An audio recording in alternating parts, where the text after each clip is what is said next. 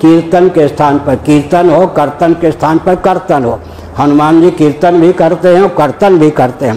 कीर्तन के नाम पर कर्तन का विलोप न हो, कर्तन के नाम पर कीर्तन का विलोप न हो। क्या कीर्तन और कर्तन दोनों।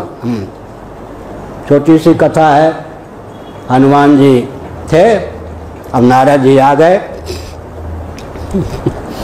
वो भगवान का कीर्तन करने लगे। हनुमान जी फिर यूं यूं करने लगे, गदा और मुष्टिका का प्रहार छूट गया, मेघनाथ को दाव लग गया, लक्ष्मण जी बेहोश।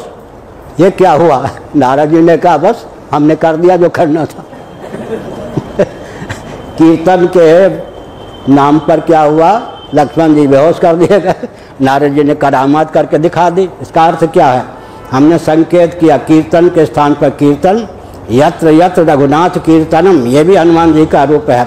दूसरा है कर्तन, इसलिए कीर्तन का महत्व भी है, कर्तन का महत्व है।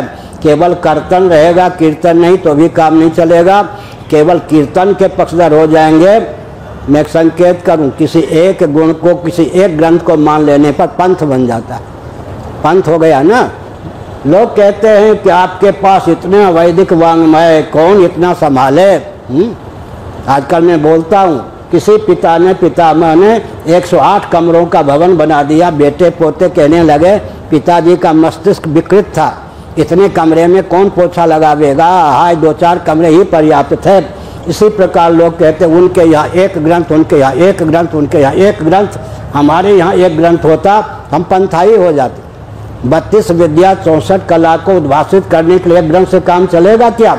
हमारी समृद्धि को व्यक्ति दरिद्रता का रूप देना चाहते हैं। अगर कोई अपने समृद्ध वैभव को, समृद्धि को अपनी दरिद्रता का रूप देगा, पंथाई हो जाएगा। इसलिए हमने संकेत किया चैतन्य